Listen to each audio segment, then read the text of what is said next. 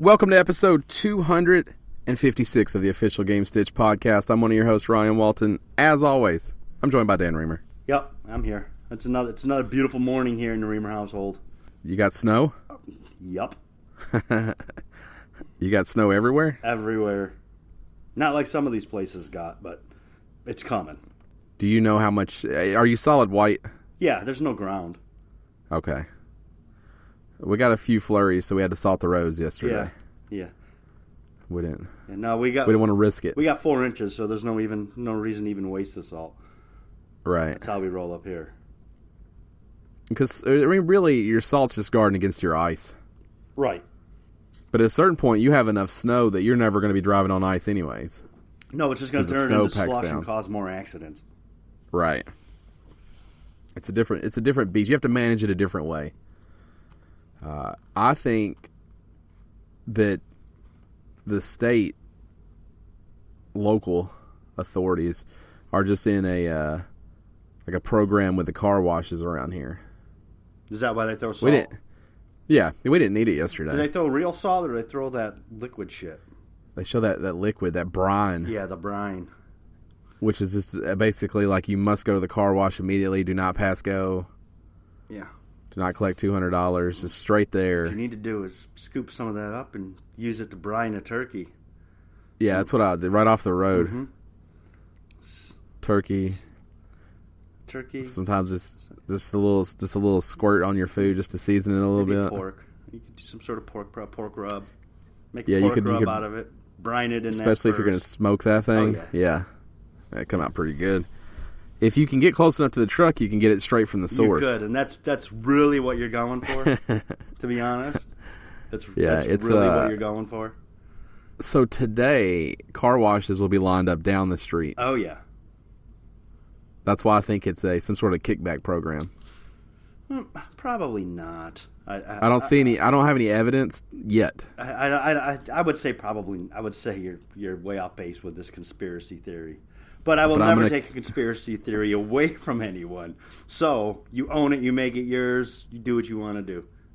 I'm going to come back with some investigative reporting. Ooh. I'm just not ready yet. I'm going to call the news. I'm going to tell them what I think and just see if they'll run with it and do all the work for me. Make sure you record that.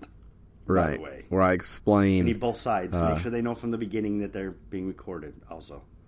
Yeah, they have to know that, I think. Yes. Otherwise, it's breaking the law, so to speak. This is for the documentary that'll follow once this news actually breaks. Because you want to be on the ground level with that stuff and have that video footage. Yes. Because I think you're going to find that a lot of places across the U.S. are doing the same thing. All the car washers are getting... Is there even a car wash lobby? I mean, yeah, seriously? Yeah, I think so. I think there's a panel, at least a board. There's a board that sits on like the American Car Wash Association or whatever. Yeah, I guarantee you that's a thing. I guarantee it's a thing too, I'm sure. Yeah. They sit around and talk about how clean they make cars. Not a doubt in my mind. Yeah. That's a thing. Well, we really just wanted to do this podcast to break that news to everybody. Yeah, we're done. That's all we have planned for today, just breaking that hard-hitting car wash conspiracy. That's right. And taking down your local government, your local municipalities. Mm-hmm. Exposing them for what they really are. That's right. Fight the power. Fight the man. Yep.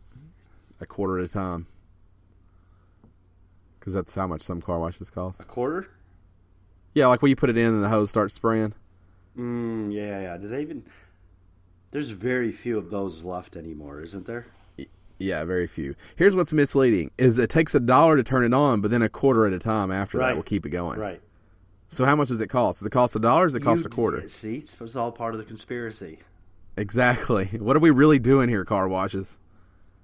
I'm going to bring down an empire. And if you think about it, basically what you're paying for is to use soap and water. That's the end of what you're paying for. Just soap and water, which is available at your house. Right. I think you're paying for the pressure, too. The pressure as well? Yeah. Maybe. Not everyone's got a pressure washer, and your hose is not cutting it. My hose always works fine. Are you starting to come around on this, though? It sounded like you were opening up a little bit. No, I'm starting to. Yeah, I keep an open-minded things. You know that. Yeah. I'm a very open-minded individual. And they talk about a lot on the internet, but it looks like this one's just getting overlooked. Well, now to be fair, as far as the conspiracies go, that is one of the lower level conspiracies. It's time. It's time to expose these car cleaning bastards. There's kind of some more important shit going on. I don't know. How long are we going to let them get over on the us? Great Car Wash Conspiracy of 2017. I'm calling it Project Clean Cars. Project Clean Cars? That's code name for it. Project Clean Cars. I'm going to show up at the National Car Wash Academy headquarters. Naka? Where they all? Well, no. Yeah, yeah. Nakwa. Where they all just sit in their thrones and talk about how they're going to keep screwing over the American people. I feel like maybe. I might even stretch out and say this might be an international problem too. It might not just be the America. It could be all over the place. I don't know. I would definitely need more information to be able to make that call. Let us know, podcast at Gamestitch.com. Where you stand on Project Clean Cars. Yeah, on Project Clean Cars. Not to be confused with Project Cars or anything relevant to this podcast. Right. This is totally separate. Thinking about starting a new podcast. This is a new thing, right. It's going to be one of those conspiracy podcasts. Devoted, yeah. You might have Jesse Ventura on. I think Alex Jones meets car washes. Yes. It'll be good listening. Yeah. It's going to be Hannity on a bender. Right. With a pocket full of quarters. I think this is the kind of opening that we were hoping for. Probably. I don't think it could have gone better, to be honest. A behind-the-scenes fun fact. Dan and I usually chat for like 30, 40 minutes before we start recording. Did not happen today because... Go ahead. My computers. Thank you, first Microsoft. I want to first and foremost, let me thank Microsoft for not needing to update at midnight last night, but a crucial update had to happen this morning before the podcast, apparently. That will take a few moments, which was 1 hour and 43 minutes. For it to then come on and tell me to wait this might take a few minutes. That wasn't to download it. That was just to do whatever it was going to do. It already downloaded. It already had the update. That was all install time. 1 hour, 43 minutes. To be fair, after you got that second message, that one actually went quickly. Yeah. But this thing ought to be humming along now because it's got to be fully updated at this point. I would hope so. This is ridiculous. That's the next thing I'm going to tackle after car washes or updates. I'm going to see how important they really are. Like when we're not talking about security, I understand the importance of that. But past that, how important are updates? What happened to my computer this morning? I don't know. It doesn't tell you. And you don't have the information necessary is a problem. Yeah, it just did it. Yeah. For all I know, they just combed all my files and looked at all my stuff. I don't know what they did. It's kind of like, like 1995, how the internet looks like in movies. They were way off. And we still. But what if you took your car to whoever, whatever, let's say I took my car to Toyota, and they're like, oh, hey, we got to update it real quick. And I'm like, what do you update? And they're like, don't worry about it. It'll make it better. Yeah, you don't know what the updates are. Doesn't it get... No, I'm pretty sure it gives you a step-by-step, but I don't think it gives you the step-by-step until after the update's gone through. It didn't give me anything, and here's the problem, is I think it probably would give it to you when the time that asks if you'd like to download, but mine automatically did that. That's because you have it set to automatically download. Doesn't matter why it did it. It just matters that I don't know what happened to my computer. I'm just saying you have some culpability in that, and you need to accept that, and you need 1 to hour and understand 43 minutes. Mark my words. First it's car washes, then it's Microsoft. Right. Not the Xbox division, though. We're fine. All right, when you knowingly invite the fugitive in for dinner, you are harboring a fugitive. You have some culpability. You're right. I need a new computer. Yeah. I'm picking up what you're putting down. New computer. And we're going Mac. We're going back Mac. You're going back Mac? Yep. Everyone knows they care about your feelings. Oh, yeah. Apple definitely caring about your feelings. They also care about the children's lives over there in Bangladesh or whatever. I mean, you got to make money. Mm-hmm. I think it's China. I think that's China. I think it's everywhere over in Southeast Asia. Yeah. It's that factory where they make They got like place. 7 years old with no shoes on, soldering shit inside their phones. Yeah, I think a lot of phones are made over there, though. They are. So I'm telling you, Apple's no different than any of the other companies.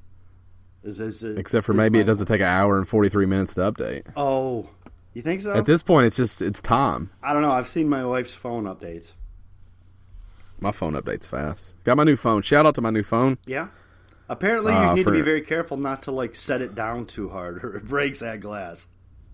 I don't know. I put mine in a case because I'm not an idiot, and I have dropped it one time, and it's still perfect. Mm.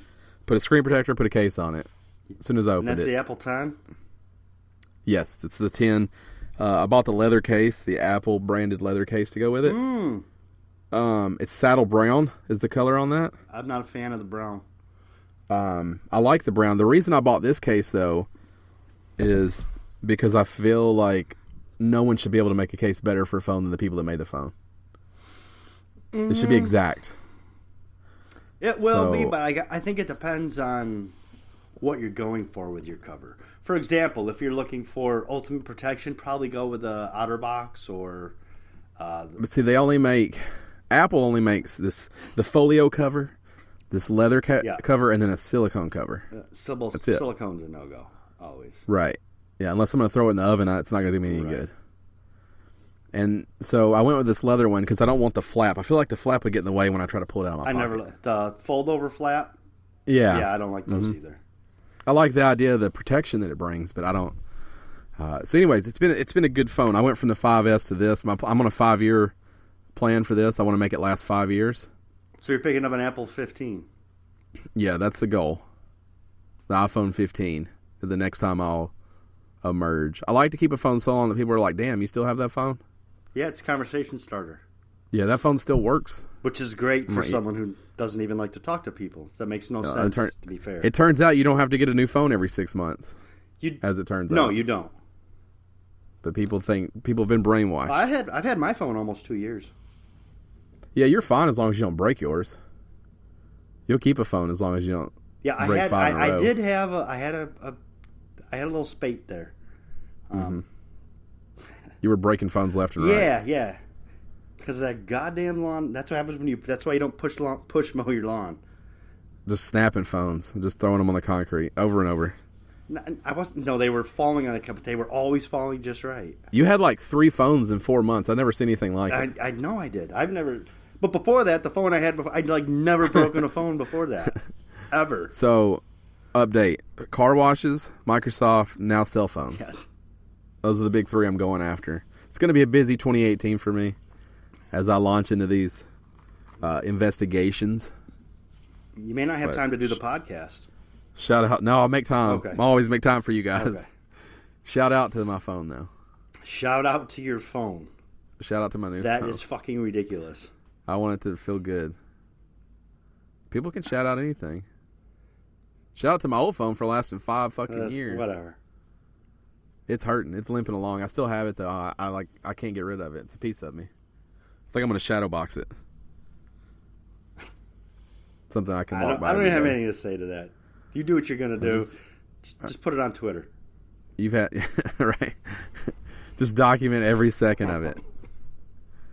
You've had 6 phones in the time I've had this one. Okay. That's remarkable. None of them were a piece of me, though. That's right. You didn't have them long enough. No. I do like this at my S7 still. Are you... I mean, so you said 2 years right now. Are you like, hey, it's time? No. I'm actually not. Yeah. I'm very happy. This is the happiest I've ever been with a phone. My problem is I went through a period there where I was like, ooh, I want to try the new thing. Mm-hmm. And I kind of got a little hipster about my phones. And I was like, because no one's going to have this, so I'll get it. And that's when he went with the Windows phone. Yes. Just so everybody's clear of what happened. Which was... Live Tiles. The future. To be honest, it worked very well, but that plug-in port, that was a big problem I had. That plug-in port kept loosening up in there. I rode the BlackBerry train for too long. You did? I had a BlackBerry, actually, when I first moved to Tennessee. Yeah, the Curve, the Pearl. I think I had the Torch after that. Maybe I might have even made that phone up. It was some touchscreen one. That's what I had, was the touchscreen one, but mine was the old... the BlackBerry I had was the old, the green with black text. Yeah. I had that one. You remember the Pearl and the Curve are the ones that had the little rolly ball? Yeah. I remember that. When we first met, you had that. The rolly ball. Yeah. The blue one. Yeah. Dude, I held on to the BlackBerry for too long. And there's still sometimes I miss it. So I can't judge when someone makes a poor decision on a phone. At one point, I had a Juke way back then. I had a Juke also. That's not a regret. No, that was cool. I won't let you file that under regret. It's not a regret. But it was not the coolest phone in the world. It was then.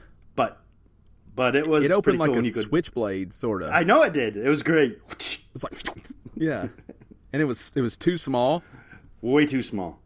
It was small in a bad way. It was like talking to somebody on a butter knife. Yeah, well, exactly. Yeah, a foldable butter knife, half the size of a normal butter knife. You're like, I don't even know. Can you hear me? You're moving it like you're doing that thing where you do when you don't know how to use a cell phone, where you're moving it from your ear to your mouth. Holding on to it. I mean, this thing was like literally like an inch and a half wide, and you're holding on to it with your two fingers. Hello. I would dare say that half of the listeners of this podcast had a Juke, though. Would you? They were everywhere. I had the LG Chocolate. That was my first touch screen phone. I was so excited. I broke it a week after having it. Mine was the LG. Remember, this my slider. There was a slider one. No, I can't remember. Man, the slide took off hard. People wanted to keep that full keyboard. You put the slide forward and had the keyboard. I had that one, but you could use it as the touch screen as well. I remember you sliding out when we were still sliding at GameStop. I think. Yes, I was. We were there. I was. Yeah, I remember that. Yep. Yeah. Like sping. Yeah. That's what it sounded like when you were texting. It was pretty much exactly the same size as the PlayStation Go. I do miss the PlayStation Go. We've talked about it a lot. Mm-hmm. This podcast might have given the Go more love than any podcast ever. I would imagine probably so. But I do miss it. We used to play that thing every day. Every day at work. Yeah. PSP Go. PlayStation Portable Go. And even when I left, I still took it with me everywhere. Because I was going out of town, remember? Yeah. You still have yours? I watch movies on someplace. I can't tell you where it is. But yeah. Yeah, mine exists somewhere too. I can't tell you where though. I'll never get rid of that. I got to find that. I want to get it back out. I'll put some pictures up. I know everyone's seen it, but you haven't seen mine. Right. Which is, they all look the same, but you want to see mine. Because it's mine. All right. I haven't pulled out my Vita in a while either. I need to do that. I'll pull mine out every now and then and blow the dust off. I also go ahead and get the free games every month. I do too. I actually get them on the Vita instead of the computer or anything. Gotcha. I can't download them. I have no space on my big ass memory card, even though I bought the biggest one. Because I want to hoard games on there. You never know. This is why the digital feature is not for me. I can't understand how it works because I want to keep them all on there. Yeah, you can't do that. And people are like, you could just go re-download them. What? Because when I want to play something, I want to play it right then. I don't want to re-download it. I understand that. Right. But enough babble. But I do like digital. Digital is the ultimate in impulse purchases. That is the ultimate enabler of impulse purchases. You think digital's like the junk beside the register? Yeah. That's probably fair. Because, I mean, there's shit I won't buy, but it'll go on sale. I'll be like, that seems like a good deal. Boop. Yeah, I'm a sucker for a good deal. A flash sale will get me every time. Mm-hmm. I'll buy at least one thing on a flash sale because I'm like, ooh, 80% off. They're giving this shit away. Right. Well, I hadn't planned on buying Wolfenstein. Mm-hmm. Such a good deal, But then I found it. I was like, well, I feel like I got to it now. And, of course, I talked about it. I'm super glad I did because it's fucking awesome. But But yeah, I got some shit on my that I've never even fucking played. Yeah, I know that feeling. Enough chit chat. This is the official Gamestitch Podcast. Thanks for joining us. I was pausing for people to soak it in and say thank you. Yeah. Well, I mean, I thank them. I want them to just let it rain over their bodies. You're welcome. They were going to say you're welcome. My bad. I forgot how thank you and you're welcome works because it's really early on Sunday. Thank you. Thank you. Thank you. You just get caught in a loop. Someone's got to break it with the "you're welcome," or "you are welcome." Thank you. No, thank you. No, thank you. Yeah, that's what assholes do that aren't really thanking each other. Right. No, thank you. No, fuck off. Right. This is the official Gamestitch Podcast. It does post every Monday at 6 a.m. Central Standard Time on podcast services around the world. This podcast is free. It'll always be free. But you can support us. Patreon.com/Gamestitch. You can toss us a couple bones over there. We do streams. We have rewards. We have goals. We do fun stuff over there. And your support is very, very appreciated. And it means a lot to us because we've been doing this for a long time. And you guys still listen for some reason. Yeah, that's probably the oddest part of the whole situation, really. After 5 years, and we're really close to 5 years. Really close. Really close. Like, next podcast will be 5 years. Yep. You bastards still come back. That's our official 5 years, I guess. I think it's like the 16th or 17th. Yeah. Was when we rolled out our first episode 1. Good, real podcast after like 6 or 7 fucking plane crashes. Mm-hmm. Episode 1 of this bastard went out 5 years ago. That's a long time. Shout out to us. It is. Us and my phone getting shout outs this week. Yeah. And some other people because they subscribed to the $10 tier over on Patreon, but we'll get to that later. Streams. We got streams out. Yeah, we do. There's one I really don't even want to fucking talk about because it hurts, but it does. So I did Mud Runners. That's fun. That's up. You should watch that. I had some interaction from lots of people in there. And then Dan and I decided we want to give you guys what you've been asking for. Even though you didn't say it out loud, we know you wanted it. We gave you Kung Fu Panda and the Showdown of Legendary Legends. So I'll be totally transparent. The plan was we were going to stream Monster Hunter Worlds together. The beta. But we're too fucking stupid to read the dates and times that the game works. So we got ready, we met, we're ready to go, we got in, only to realize the game's not active. The best part is it took us each 3 or 4 tries of reading it and getting angry at the message for us to actually go back, look at the information and say, oh, it's not out till tomorrow. I got on, and Dan said, mine won't work. It says that it's outside the beta window. Yeah, right. And I was like, well, let me load mine. So I load mine, and it tells me the same thing. Then Dan goes, I'm trying mine again. as if we missed something on our first 2 tries. And I got the same message. This was when we did some more investigative journalism. And we're able to discover that the game is not out in the beta window, which is what it was letting us know.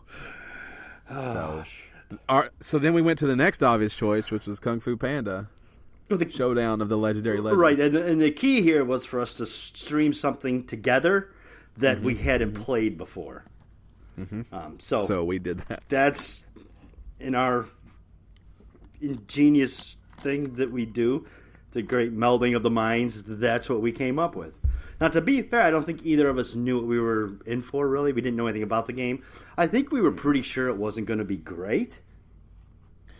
Worse than expected, I would say. Barely serviceable is what I would go with. It's a shitty Smash Bros. Clone. And the only silver lining was that some stranger, maybe not a stranger, but I think a stranger, jumped in our YouTube chat and said, can I play with you? And we were like, well, yeah. Because anything that might spice up this thing is going to help. Right. So they jumped in and shout out to Huda Master? Huda Master. I think. Maybe that's not their name. You can see it in youtube.com/Gamestitch. Anyways, it's Who's they the jumped master, in and got... Sure enough. Yeah. They jumped in and got their ass whipped. And it was good. They never won. They'd never won. Didn't they come in second, though? Won. Doesn't matter. First or last. They never won. You won. I won. They never won. Okay. That's all that matters. They played 2 matches, something like that. 2 matches, I believe. This is also the distinction of the shortest stream ever, clocking in somewhere around 45 minutes. Yep. Which is, to be fair, probably like 44 minutes too long. Yeah. Yeah, well, I definitely powered through that last 20 minutes. This is the second worst game we've streamed after Life of Black Tiger. That's fair. I had fun the first time the stranger jumped in. Yeah. Because you and I aren't good at fighting games, and I thought this person might come in and make this competitive. No, wasn't good either. No.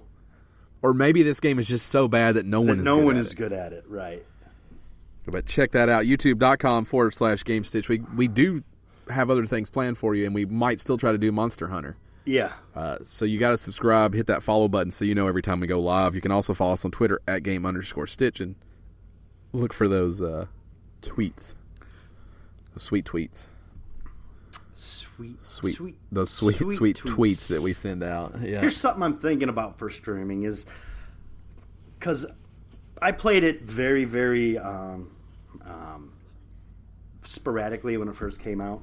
But I'm thinking of doing Darksiders 2 once a week from beginning to end.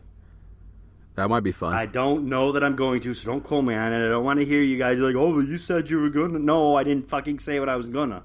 Listen to what I'm telling you. I'm thinking about it. I have a plan forming in my head. I will let you know for sure if that happens. I got a request for a stream for Farming Simulator after the Mud Runners coverage that we provided. Who'd that come from? Our friend Garrett Wade. Our friend Garrett? So I will stream Farming Simulator. You basically just asked me to play a game I'd like to play, but don't make enough time for. So it's all good for me. I also would like to say that I have been told by a credible source that Hunter Call of the Wild is better than Hunting Simulator. I'd have to see that. That's going to be tough. I'm the credible source. This is a person who hunts. I can't base it off accuracy. I can only base it off of the enjoyment that one has playing Hunting Simulator. And I'll have to... I mean, I'm not against verifying. That's good. I saw Deer Hunter. There's some like Deer Hunter Reloaded or something at Walmart. Yeah. I thought about maybe... picking that up. Seeing what that's talking about. That's got to be one I can find at GameStop for like $8. Now, I have seen some simulation games. We know I don't like them, but I have seen some that I'm interested in. Like, there's like a crime boss simulator. That sounds good. Like Mob City. I'm like, that could be cool. Yeah. That could be cool. I love simulation. I know you do. So I'm not a fan of it. I'm all in. So if there's a simulation that you feel like you need to play, I will also play it. Well, I feel like I want to be. I want to like simulation, but I feel like I never do. Yeah. Well, I think that's what's so sexy about simulation is you watch it and you're like, wow, that's kind of cool. But the problem with simulation is then you play it. Right, and you're like, oh, fuck, this is impossibly complicated and hard for no reason. Right. So, and I think that's Mud Runners nails that. And I think I've said this, I think I said it last week. Farming Simulator is more of a game than Mud Runners is. Right. So that's why Garrett wants me to stream to see exactly what Farming Simulator is talking about. Because Farming Simulator is about building an empire and feeding a nation.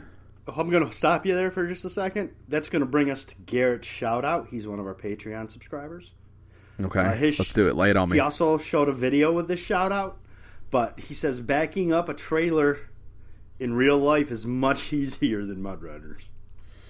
And I got a lot. If you go back watch Gamestitch.com, or fuck it, youtube.com/Gamestitch. I get a lot of shit. I get a lot of shit on the stream about my backing up skills after starting the video by telling people I can't back these trailers up. Right. If for some reason that wasn't enough for people. People still thought I'd back in no problem. It's one of those things where you're like, oh, I'm terrible at basketball, and you just drain threes. I guess that's what they thought was going to happen. I really can't fucking back up the trailers in that game. So when I told people I can't back them up, that's what I meant. Then I start backing it up, and people start attacking me, verbally attacking me. And for anyone that's watched our stream, I keep the robot Microsoft voice. I let it read the comments. Were you getting attacked, though, really? Yeah, it was definitely attacks. Go back and watch it. I was verbally attacked. Possibly. Not by me. I don't think I ever verbally attacked you. I don't even know if you were there when the attack happened. It was very early in the stream. Oh, maybe not then. I might not have been there yet. Yeah. Very early on in the stream. I did see you fall off the bridge and go into the World War II trench. Yeah, so before all that, I do the first mission in the game, and I can't get backed up, and everybody's hammering on me. Wheels are turning the wrong way. You're doing this wrong. You're doing that wrong. Someone made the comment, "Engage jackknife," which I thought was humorous, but also a little defeating in that moment. But I did finally get it in, so I didn't give up. I wanted to quit. I think at one point I said, "I'm gonna try this one more time and we're done." But I persevered. So it was nice because Garrett texted me after that and was like, "Look, you're good. Like that game is super hard to back up." Yeah, in. And then his shout out was that it's much easier in real life than it is in the game, and he even took a video of it. It's on Twitter. Yeah, I think he might have been in snow. Yes, there was some snow. Mm-hmm. So thanks for coming to my aid on that. Garrett got you I knew back. I still had a shot in real life. So yeah, that's what we're doing. How did we even get here? I don't know. I was probably making a point. Something about... Oh, Farming Simulator is more of a game because you build an empire. There you go. Yeah, there's a circle back around. So I want to kind of... Here's the thing. Farming Simulator, if I just show you from the beginning, you're going to be like, nothing's happening. So I may have to play a little deeper into 17. Gotcha. So that I can have a little bit of a farm going. So that may not be a one that you see right away, but I'm gonna try to get it for everybody. I've also thought about doing something different, and I'd like to hear what you guys think of this. As far as streaming goes, I've been thinking about streaming just the end of Horizon Zero Dawn: The Frozen Wilds. I don't think we've ever done the end of a game. We always seem to start them. Mm-hmm. So I'm thinking about just streaming as I complete the end of that game. They're the end of that DLC, and obviously there would be a spoiler alert, but that's something else I'm considering. I got some other. Let us know. I got some other stuff working in my head. Let us know. At Shirtless Dan on Twitter, at Game_Stitch on Twitter. Okay, we got a lot to talk about. We got a lot to cover. I don't know if we have a lot to talk about. Not a lot to talk about, a lot to cover. The Game Awards happened. They did. And before we get too deep into the Game Awards, I want to say we give Jeff Keighley a lot of shit, or I personally do. He puts on a pretty good show. He does decently. It's pretty. What I like about the Game Awards is that they're straightforward, to the point. They just give you what you want. Yeah, here's a trailer. Here's an interview. Here's an award. Here's a trailer. Here's an award. Here's an interview with this guy. Here's an award. Now we have to do the obligatory band music up on the stage. Right. Now we're done with that. Finally, here's an interview. Here's an award. Very straightforward. Very streamlined. I got to give them props for that because that really makes the experience so much better. It's just enough award show that it feels like an award show, but it's also like they cut that down with world premiere. Yep. And you're like, I don't care about this fucking award. World premiere. I do care about that. Yep. And I do care about seeing Reggie's ass on stage. Oh, Reggie's so awkward. Yeah, I love Reggie. I love Reggie so much. So I really do want to say... What I have realized, I just want to say, is we'll talk about both of them, the PSX and the Video Game Awards. But it appears to me that all developers and most publishers are just not able to conduct themselves in a social manner at all. Right. They are socially, for lack of a better word, socially retarded. Mm-hmm. I know that's not a PC word, but I can't... It still means the same thing. Yeah, they're beyond socially awkward. Yeah, like past that. I mean, it's almost like they all have some form of Asperger's. Right. But I did want to say, Jeff Keighley, the fact that he's kept this alive. Yeah. When it seemed like it was going to go away, and there's no telling how much money and time and energy is spent on the Game Awards. So, I did not actually watch it live. I watched it back on YouTube, and I watched it live. It was a good experience. So let's go through some of the things that happened. Sure. New announcements and whatnot. We'll start there. Bayonetta 3 announced exclusive for the Switch. It's in development. And there's also it's not really a surprise, but it's cool to hear. Also a Bayonetta 1-2 combo pack. It's a Bayonetta 2, but it comes with the first game. Right. So it's not. I guess it's not a combo pack, but it is coming for the Switch. It's a non-combo combo pack. Yeah, and they brought Reggie up, where he hit him with one more thing, and then showed off the Bayonetta 3. Do you think I was just gonna come up here and we did that thing with his hands, where he was like where he does the evil genius thing? Yes. Yeah. One more thing. He went, and he did that weird awkward point right at the camera. Yeah, we call that going full Reggie. That's what that is. When you go full Reggie and you just make a moment out of something that wasn't a moment. First you do the evil genius thing, and then you do the weird point at the camera. Yeah. One more thing. I love today's Nintendo. Like, I thought those guys, Breath of the Wild was on the stage a lot. Mm-hmm. Those guys were obviously passionate. Nintendo's passionate. And they're the right kind of awkward. They're like fun awkward. Right. Like he had the sword out there, and he had the tunic on. It's like just the right kind of awkward. Right, like cosplay awkward.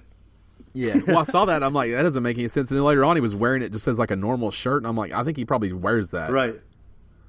Like that was the beauty of it all. That's his fashion sense. Awesome. Yeah. Fade to Silence was shown off. This is THQ Nordic's new game. Yep. And I have to say, it looked okay. It did? It looked confusing. There's snow everywhere. It looked like your house now. Thanks. And it had a survival feel to it. Mm-hmm. Obviously, we just saw the trailer, so not a lot there, but it looked cool. Firewatch developer Campo Santo showed off the Valley of the Gods. Looks like it's going to be very similar in gameplay style to Firewatch, but I think it appears it's probably going to have a little bit more of a story and a narrative. Mm-hmm. Firewatch had a very small one. It was more about discovering yourself and bouncing back from this depression. I don't think you're going to see that in Valley of the Gods. It takes place in 1920. You're an archaeologist looking for something. But it seems it's going to be much more narrative, so that'll be interesting to see if Campo Santos can bring a narrative to that phenomenal gameplay. It looks like some team building, some trust. Yeah. Is still going to be happening. Looks to be two of you. It almost reminded me of like Indiana Jones a little bit. It had a really cool look to it. The art style is very reminiscent of Firewatch. Yep. And this is one I'm kind of excited for. Then we saw a new game from Software. From Software. There you go. You got it. Obviously the minds behind. What is that? Behind Bloodborne and Dark Souls. Da-da. Well, just from Software seems da-da. We need that. They didn't show off anything. 10-second teaser trailer. Yeah. It said something. They had a tagline like "Shadows die twice." Yeah.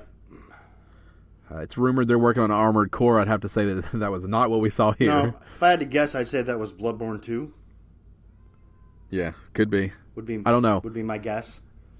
I thought if it was Bloodborne 2, we would see it then at PSX. That may not be that far along. Yeah. I don't know what it is. It looked like 10 seconds of a From Software game. Yeah, exactly. So, Soul Calibur 6 big for announced for folks. PS4, Xbox One, and PC. It looked like it was supposed to. Yep. Looked like Soul Calibur 6.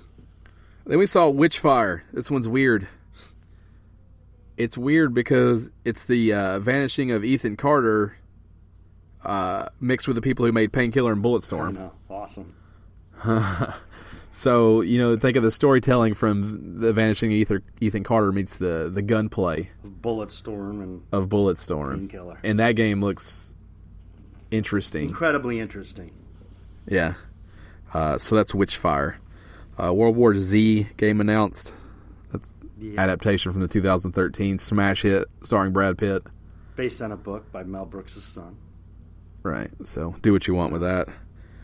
And then we got some updates. Here's where it gets interesting.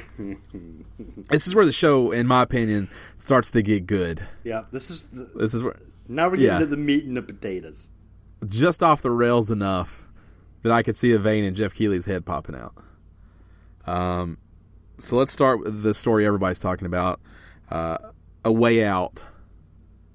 They showed off a new trailer and made some announcements, but none of that is what matters. No, you'd think it would be. Yeah, you would think. Yeah, you're going on stage, you're showing off your game again, a game people are exciting about. There's no way that's not the top story. It's not the top story. Mm-hmm. Because it turns out, I'm looking for his name. You have his name? Joseph Fares. Yeah, Joseph Fares. Fares. I think it's Fares. Joseph Fares. Developer, passionate about the game, is in the little side area with Jeff Keighley, and he loses his mind. Just a little bit. He blames jet lag. And passion. Jet lag and passion apparently are a dangerous combination. Yes, cocktail. Yeah. Because he goes on some sort of.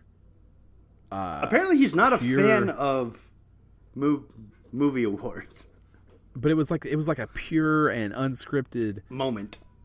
Yeah, and it's almost not even a rant as much as it is like.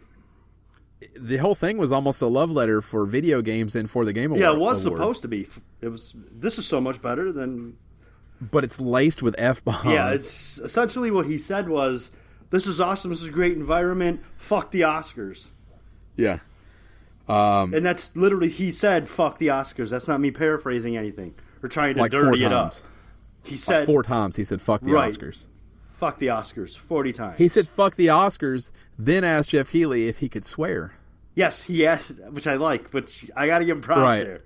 Yeah. He's like, "Fuck that." I just want to verify. Can I say that? And then Jeff said, "We're on the internet." And then he shot the bird and hit the Oscars again with a "fuck you." Yes, he did. Now, for a little context, this gentleman is a filmmaker. Yes.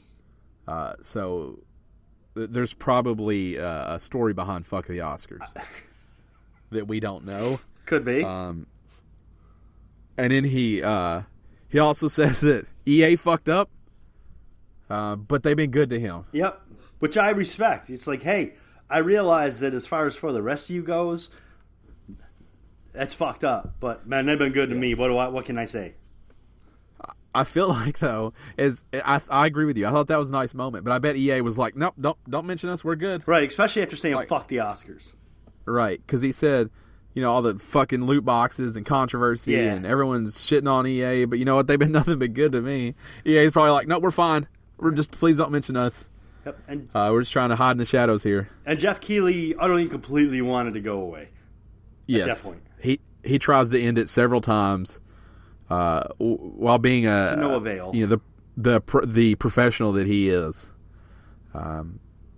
He says, like, we're running out of time. If you keep talking, we're not going to be able to show off your game. Yeah.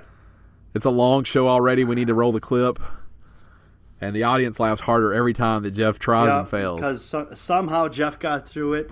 Here's what happened. Is somehow he got through it without having a brain hemorrhage.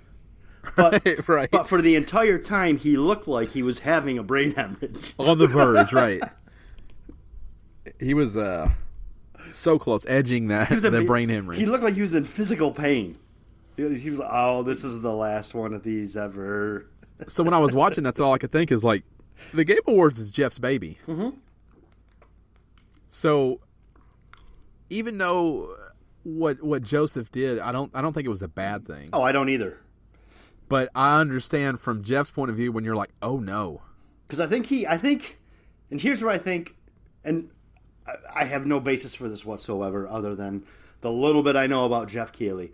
But I feel like Jeff Keighley wants to bring the Game Awards into like the respectability that the Academy Awards gets or that. Right. Where I think, and I think he's way off base, I think you need to go MTV Movie Awards or one of those with it. Well, I think the problem is that show up until that point, I could be wrong. I think the show was totally clean up until that point. It was, yes. And that's where it gets tough because a lot of people watch the Game Awards. My guess is that children watch the Game Awards. Mm-hmm. So it is on the internet. You can say whatever you want, but we've talked about that before also. Just because you can doesn't mean you should. Right. And I also don't know how much direction is given to the people who are going to speak on there. I assume he went straight off teleprompter. Yeah, I would have to whatever believe happened that while he was up there. And if it was on the teleprompter, then Jeff Keighley is much more ingenious than I give him credit for. Give him an Oscar, because that was the role of a lifetime. Because your eye doesn't just twitch like that on its own. No. And that vein doesn't just show up all of it. Yeah. There's a reason for it. Yeah, that 5-minute clip is broken out everywhere on the internet if you'd like to watch it. It's utterly amazing in my head. It was not a bad thing, and I thought both of them handled it very well. For Joseph making the point he needed to, and Jeff not dying right there on stage. Did everything the right way. And I think his message, if you take all the F-bombs out of it, his message is right. Yeah. His message is correct. Yeah. Like he's happy to be doing what he's doing right now. Kudos to Jeff Keighley for not becoming physically ill on stage. Yeah. So, in case that wasn't bizarre enough, then Kojima shows up to show off Death Stranding or whatever the hell this is. I never thought I understood what this was, but now I'm even more sure that I don't understand what this is. I no clue. He had the thing on his back, the fucking spinny flower thing?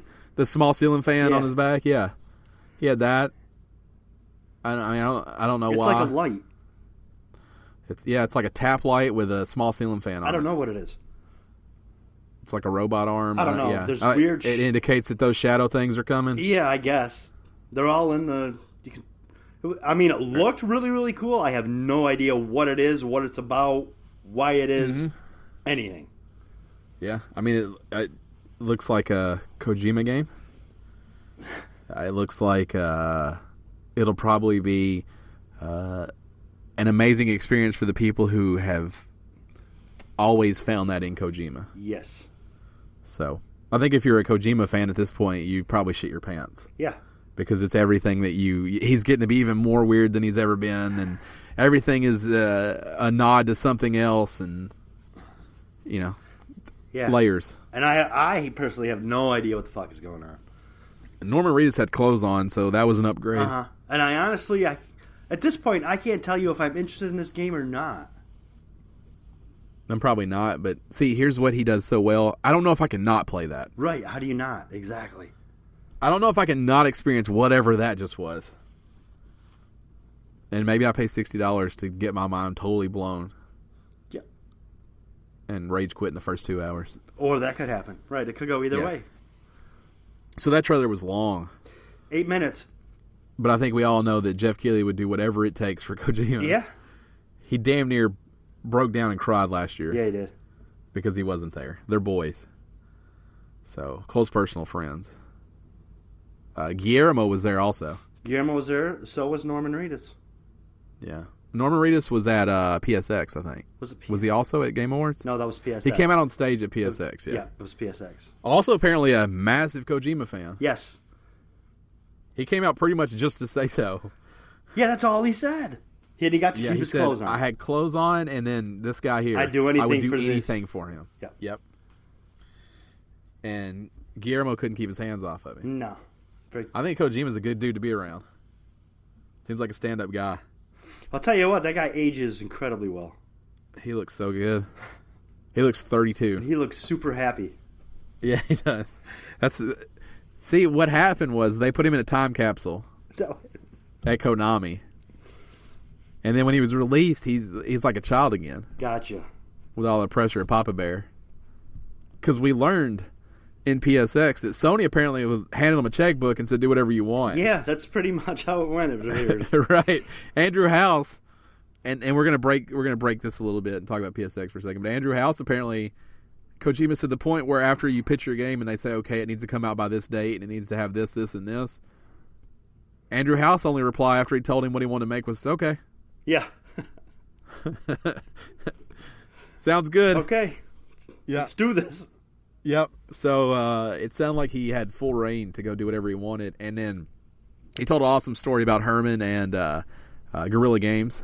Herman. That as he was touring all of, also Herman the Man, as he was touring all the studios for Sony, trying to figure out what engine they were going to use, as they were leaving Guerrilla Games, they gave him a wooden box that had all the source code for their engine in it. Yep.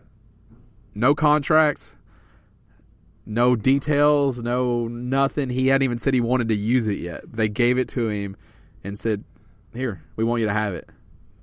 And he said that at that point he knew those were his people. Yeah. Because they believed in what they had made that much, and that it would work for his vision, and also they had a wooden box made for him. Right. Which means someone there was like, he's fucking using our engine because we need that Kojima money. Kojima is the man. He is. If he's the closest thing to like video game royalty that exists. Yeah, yeah.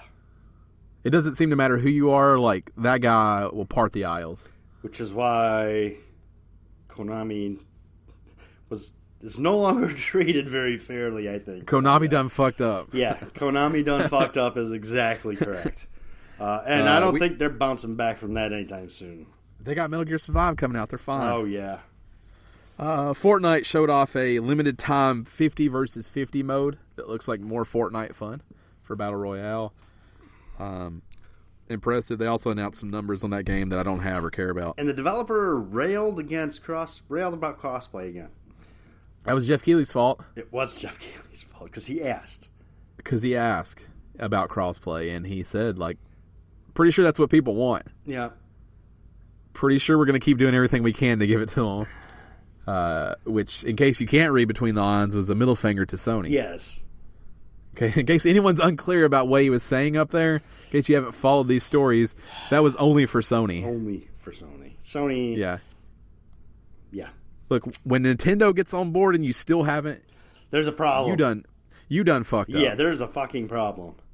Because Nintendo is the last company to do everything. And they're like, sure, we'll give it a go. And they are always the last people to play well with others. The other thing that happened was Rocket League had a ad for the Switch version like every 14 seconds. Yes. And there's that awkward moment, because you don't want to bite the hand that feeds. Sony's where Rocket League became what it is. Right. But every time they showed off the cross-platform play for Switch, they showed Switch, which is a picture of a Switch. Yeah. Then they showed PC, which is, a generic PC. These are all illustrations, not actual products. Then it said game consoles, and it's clearly a drawing of the Xbox One. Yes, it is. to not just say not Sony, they don't want to say and Xbox One, so they just show game consoles, but it's clearly an Xbox One. Yeah. And I was like, ouch. Every time it showed, I'm like, what are we doing, Sony? Yeah, it's gotta sting. We saw GTFO. Seems kind of interesting. It does seem interesting. The former developers of Payday 2, and it seems like they're keeping that teamwork. I think it says stick together or die. Yeah, pretty much. Was the tagline they showed. And that game looked like stressful. My blood pressure went up trying to watch someone play it. Yeah, it's basically using making a team, working as a team to escape like these, I don't know, mutants or something. You're like at tunnels, like underground. Yeah, and you're trying to escape from these things, and they're chasing you, and you have to use teamwork. But speaking of World War Z, they move that fast. Yeah. Those things were like, I'm telling you, my blood pressure was through the roof. I was like, nope, not playing that. I was stressed watching the 30-second trailer. Of what, GTFO? Yeah, can't. You're not going to play it? That's too much. No, too much pressure. That game would just be me dying over and over. You don't know that, not if you got a good team. It's too fast. I know the people I play with. All dead. Oh, fuck off. That's my wheelhouse right there. Yeah, I love first-person shooters, so maybe I'll look into it. Breath of the Wild showed off the Champions Ballad DLC, which launched on stage right then, tonight. Yep. They also showed Link on a motorcycle. Yes. Which is pretty good. Like a pretty down for Link on a motorcycle. There's something about that game, and we're going to end up talking about it next week. There's something about Zelda. Something about that game. It's cool to see him on stage. Zelda is good. I mean, yeah. Metro Exodus. More Metro. We got a longer trailer for that. It looks good. PlayerUnknown's Battleground showed up and announced that they're going to be a game really soon, since they've been in early access this whole time. Yeah. They also showed off the desert map, which everyone's been excited for. Game, hats off to what they've accomplished. They have changed the industry. Yes, they have. So it's cool. They also showed off the weird Xbox trailer. Was like a live action thing. Yeah. That kind of made me think like this could be a TV show. It could be a TV show in like a weird way. Yeah. They're making Netflix making Witcher a TV show. I could see that. Sea of Thieves finally gets a release date, March 20th, 2018. They also have a Sea of Thieves controller that is real good. It looks good. Yeah, it does. It looks real good. Shout out to Thomas for sending me that picture immediately, because that thing looks real good. Like, I don't need another controller for Xbox, but I might need that controller for Xbox. I'm so excited for Sea of Thieves. That game better not suck. You hear me, Rare? That game better not suck. That better not suck. Which is also... That was also Thomas's shout-out this week, is who's ready for some privateering. Sea of Thieves release date. And yeah, me. The answer is me. Me too. Yeah. Yeah. I'll dust the old Xbox off for that. So Cuphead got me to do it. Sea of Thieves will also. Thank you. Thank you for that, Thomas. Some other news. No, that was it. That was it, right? That was all for the... That's it for the Game Awards. Yeah.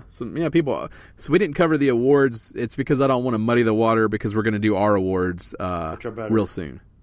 Yeah, they are better. I think they're a bigger deal, too. We can all just openly say... Yeah. Also on the internet, so we can say whatever we want. Right, so we can also say fuck EA. I don't even really have that big of a problem with EA, but you know what I'm saying. It'd be good to me. But I didn't want to confuse everybody by talking about, you can see who won what award, but we're going to do ours really soon, so I just want to create some separation. Separation. Gotta keep them separated. Then, and what used to seem like terrible planning to be this close to the Game Awards, PSX happened, which I think we've all realized in the last few years it's super smart, because everyone's already there. Right. So it's no big deal to just Uber over to the PSX. Or PlayStation Experience. I think they don't call it PSX. No, they call it PlayStation Experience. I like to call it PSX, but I don't think that's what they call it. So PlayStation Experience happened, and they made some major changes to the PlayStation Experience. In that there wasn't really a keynote. No. It was a opening ceremony, they called it. Yes.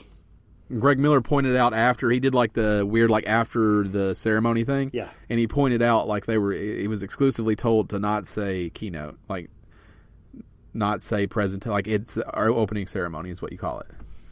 So Sony being Sony. Yeah. And before we get into Sony stuff, I want to say, Andrew, they did a tribute to Andrew House at the Game Awards, and Sony also did too. Yeah. Andrew House is leaving. We talked about it. I don't think we've given that story enough attention and how impactful that will be. He has been a part of PlayStation 33 years? Yeah, he's been a part of PlayStation from basically since day one. Yeah, he's been with Sony for 33 years. He's been part of PlayStation. Like, he was part of the group that incepted that into... Yeah. From an idea. Sure about that? I thought it was 25 years is how long he's been with Sony. I thought it was 33. I could be Doesn't wrong. matter. Won't be the first he's been there a long time. He's been there a long time, and he is the reason Sony is where they are at right now. So to say he'll be missed is like the understatement of the PlayStation's existence.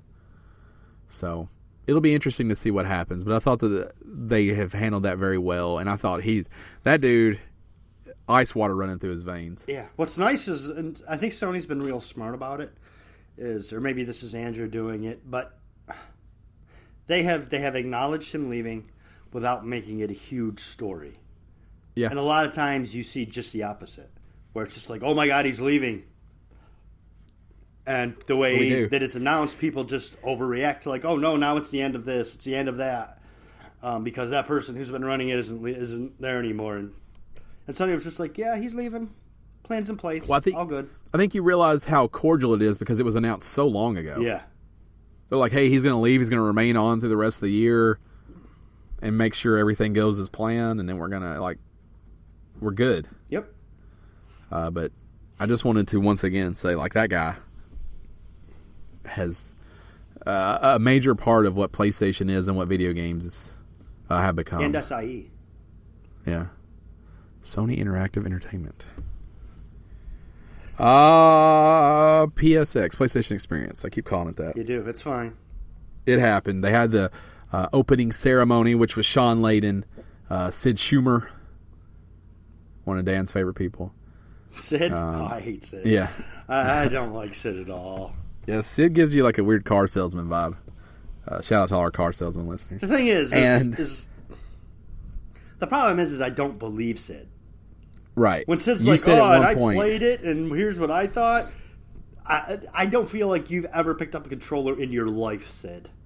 And you said that at one point. We watched this together over the PlayStation, and at one point you said that. You've never fucking played anything, Sid. Yes. Like, the guy puts you... I don't like him either, but he doesn't put me in quite the rage. I don't care for him, though. I'll tell you who I do like is Sean Layden. I like Sean Layden. He's just like a lovable goofball. Yeah. Sean's awkward. He's just full of enough shit. Like he's just enough full of shit that you're like, you know what, I can get behind what this guy's doing.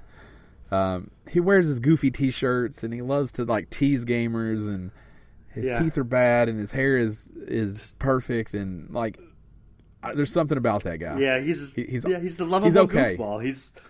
He's like the Brian of your group, where like... Yeah. You're like, fuck Brian, but you invite him to everything you do. And I really like Sean Layden. So they had this laid-back atmosphere where they were on the couch, and they showed off a few things. I'm going to go off script here because the thing I pulled doesn't have everything I want to cover here. Yeah, sure. They showed the Death Stranding trailer again. Mm-hmm.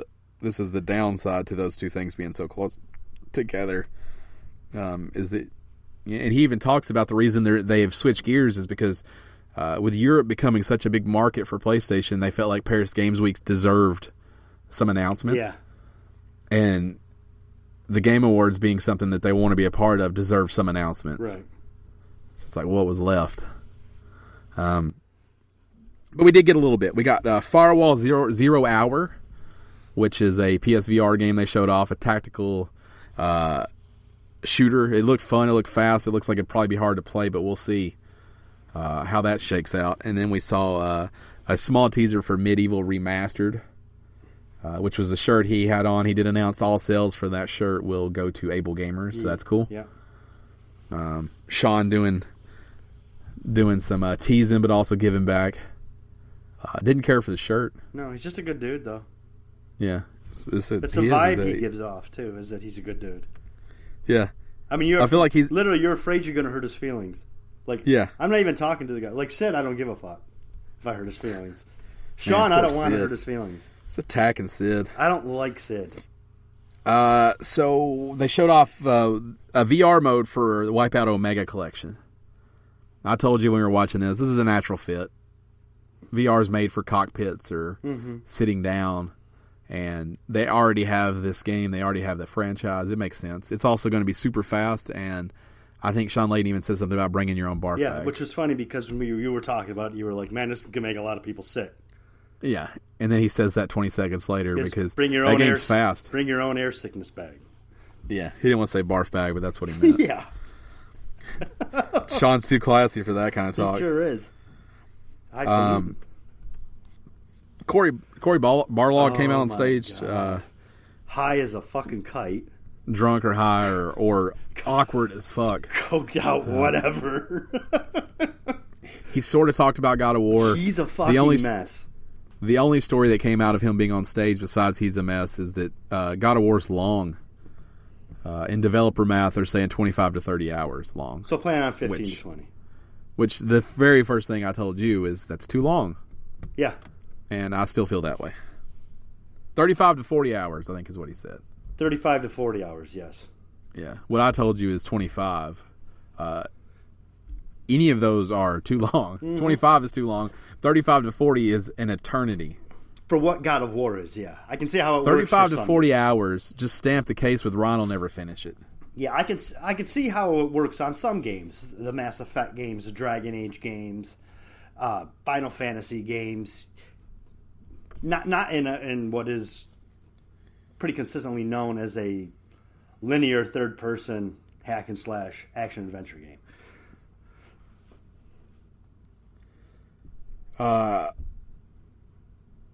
Then we saw Detroit Become Human on stage. That looked like the game I was expecting it to be. It also looks like you were overwhelmed with emotional decisions in that game. I am so excited for prompts Detroit. Everywhere on the screen. They showed off that it's fun to play in a group where people are all yelling decisions, and they save the fish. Save the fish. Save the fish. Shot save the bad world. guy or the bad robot. Save the fish, save the world. I think that's the thing. It is. The game looks incredible. It looks good. I'm excited for it. He also dropped the... it was coming out in spring, which I don't think he was supposed to say. And Greg Miller asked Sean about it later, and Sean said it was fine. But he said it's fine in a way that you're like, that ain't fine. Yeah. He was also asked... Sean was also asked about why they keep showing 2018 on everything instead of giving dates, and he said that there's a lot of problems with giving dates. And it seemed one of the major problems is that they have to issue refunds every time a game is delayed. Right. Like it's a big fucking problem to give everybody's money back. Because that pre-order is no longer valid when you delay a game really far. So, right. That seemed like a major concern for Sony. And, seeing what happened with The Last Guardian and Dreams, which is another game that was at the Game Awards and at PlayStation Experience. Yep. And Dreams looks fun. Dreams looks like they she called it the next step from Little Big Planet, and it looks like that. Yeah, it's funny because they over the course of the 2 days they showed some different things about Dreams, some different footage, and I've consistently said I'm really not interested in this game. I'm still not sure I'm interested in it, but the footage that, if you take all the footage together that they showed and put it all together and say, okay, this is Dreams, it looks like it's 4 different games. It looks like there's no way all of this is in the same game. That doesn't even make sense. But it is. And I told you this while we were watching, like no matter what happens with Dreams or what it ends up being, some amazing things will come out of Dreams. Yes. I agree with that. And I think it's sort of like we were talking about with Death Stranding. It might be worth the money to see what happens. Right. Because some amazing things will happen. I'll be honest, I will probably end up getting Death Stranding just because I don't think I have it in me to not. Mm-hmm. Because I have those are the experiences I like, is what the fuck am I walking into? What is going to happen? I don't even know what this is. I have to try this. Yeah. I'm excited for Dreams. I've been excited for Dreams. It took way too long to come out. So it's got to be more than just the next step of Little Big Planet, but we'll see what happens. Yeah, and that's kind of why I'm not excited for it. I thought it looked really cool the very first time we saw it. Yeah. And I think they had to make it a game, and it looks like they have games built into it now for you to get an idea of what's possible. But I think you're going to see movies come out of this thing. You're going to see games come out of this thing. You're going to see just some amazing experiences. Oh, yeah. And I can't wait to sit down with it when it comes out, which is next year. 2018. Allegedly. Last Guardian getting a VR standalone, which looked impressive. It'll be interesting to see how it plays. You don't need the game. It is a standalone and will be available. I think they said soon. They said soon. Yeah. When soon is, I don't know. Yeah. We got to see Mega Man in Monster Hunter World with some chiptunes, some Mega Man chiptunes in your Monster Hunter. In an awkward trailer that was unnecessary. Yeah, there was no need for that. Yeah, that was a PlayStation blog post is what that was. We got to see some other games. Donut County, which looked great to me. It's a whole simulator. That's what they call it. It's Ben Esposito's game, which I want to think was first shown off in 2012. That long ago? Yes. And It's a puzzle game. It is a puzzle game. Those talking You're a raccoons hole. were cool. Yeah, it's perfect. Them raccoons were cool. He called it a hole simulator. Yeah. And then you realize that in the trailer that they're in the game. Right. And it's just a puzzle game where you try to swallow up everything. It looked really cool. Different things can happen to your hole if different things fall in there. Yeah, I'll play Donut County. Then we got to see Jupiter and Mars for the PSVR. Futuristic dolphin sim. It's for the PS. It's coming out for PS4 as well, but it's also available in VR. Okay, everything I see here just says VR. It's available for Jupiter and Mars will be available for both. It looks like an exploration, like a sci-fi echo. Yeah. It looks like an exploration type game. But yeah, I mean, I'll definitely play that. It's hitting on the right cylinders. I wish it was just real ocean stuff. Of course you do. But of course you do. So I'm going to blitz through a few of the... They also did a blog post. That's pretty much all we saw there. Mm-hmm. The other major story coming out of this is Greg Miller asked Sean Layden when we'll be able to change our names. And after beating around the bush, Sean says, I think that's a question you might not ask me next year at PSX. Yes. Which the internet says, we're changing our names in less than a year. Which is not what that means. He could come out in March and say we're never going to change them. Yeah, exactly. He started with the PR speak, the spin, and he actually kind of got booed by the audience. And he asked them if they were coders, and then went on to tell Greg that he thinks that that's a question we might not be asking next year at PlayStation Experience. I feel like he got pressured. He got peer pressured into giving that nugget out.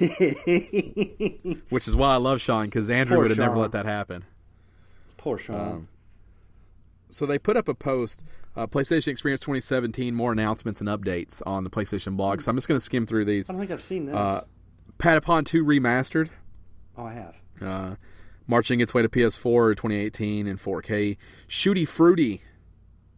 A manic mashup of immersive job simulator gunplay. Coming to PSVR December 19th. Good name for it. 20XX coming to PS4 early 2018. Children of Morta. I don't know what that is. Coming 2018. Fantasy Strike. Again, coming next year. Flipping Death. Coming spring 2018. Guacamelee 2. 4-player co-op.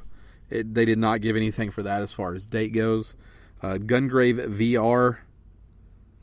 It looks like every Gunplay VR game. Mm-hmm. Horizon Chase Turbo, which is a Top Gear outrun type racing game.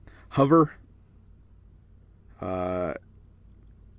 Fast-paced single-player parkour game, which is right up our alley. Mm-hmm. You know, we love the parkour. Oh, yeah. I'm definitely a parkour practitioner.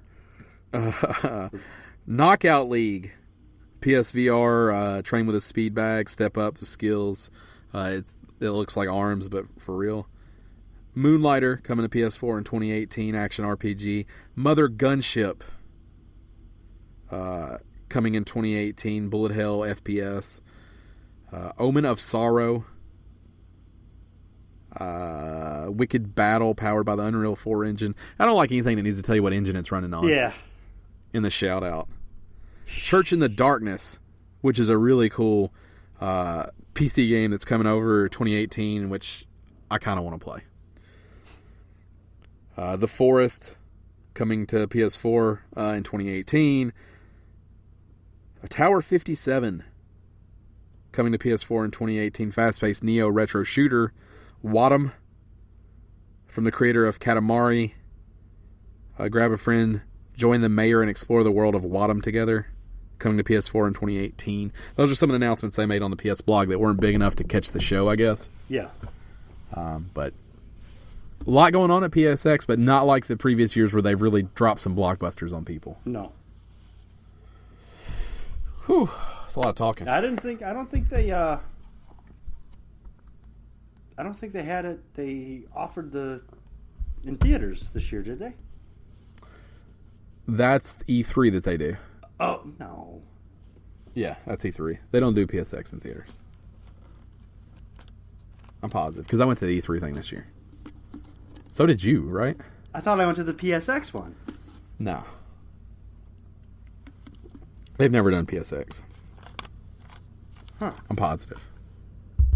I guess it maybe in the future. Maybe.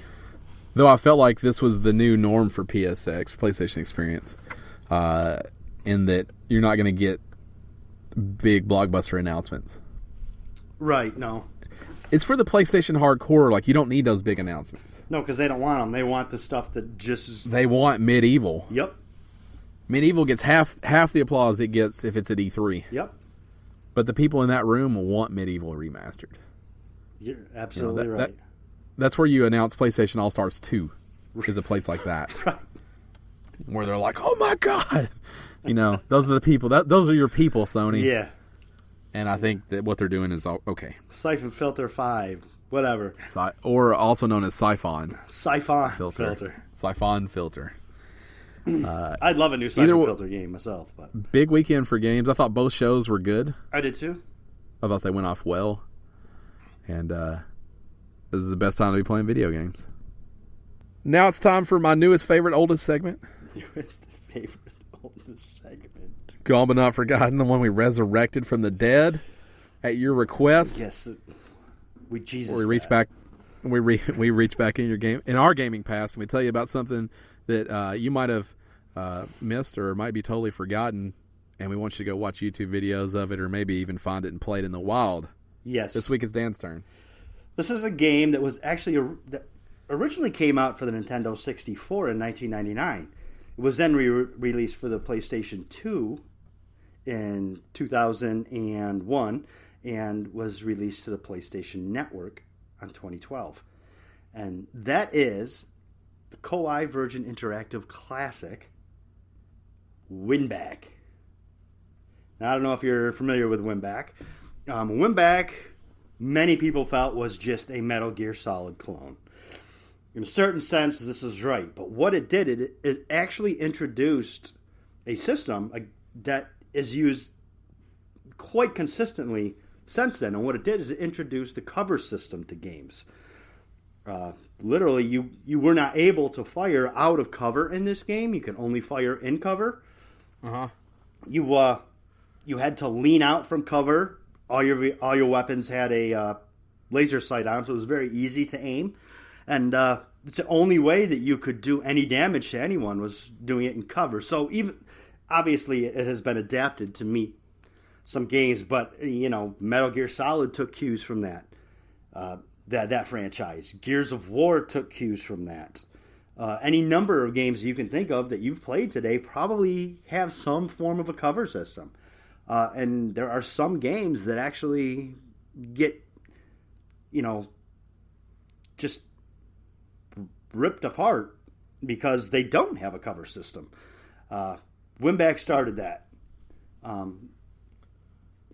The story was a little out there. Another thing that was cool is you could have a good ending and a bad ending.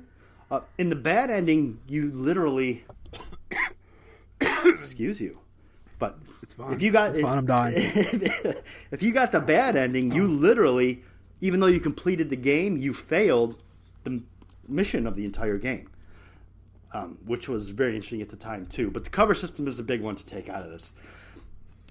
Like I said, it was first released for the Nintendo 64, which was a little bit of an oddity considering the type of game it is. And then moved over to the PlayStation, was also successful. For the most part, it achieved favorable reviews.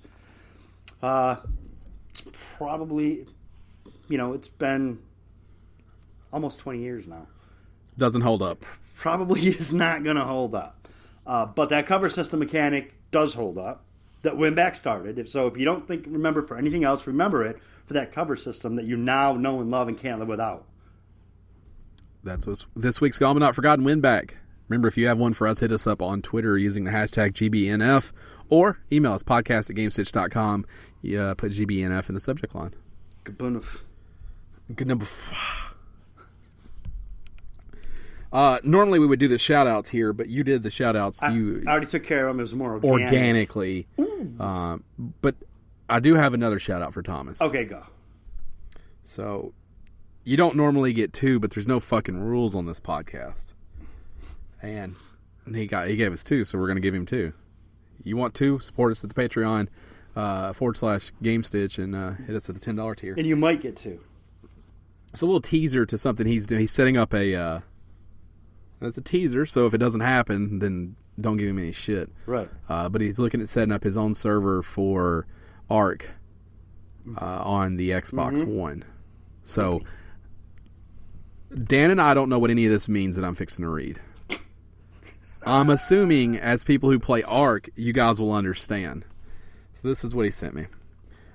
Boosted Ragnarok PvE server, small starter pack of tools with one utility tame of your choice. You want to break that down for us, Dan? If I did play Ark, I feel like I would want that. Yeah, all those sound like good things to us. Thomas is amazing to play with, and we will have more details as he gets this going. So, yeah, and as long as he remembers to keep us posted on it. Yeah, that's just a teaser. Just a little teaser. We can give that information out as need be. Just a little teaser for you guys. We want to see you be successful, Thomas, and we want to help. Foreplay, some people call that. So, doing the foreplay. Some people do call it that. Just doing the foreplay.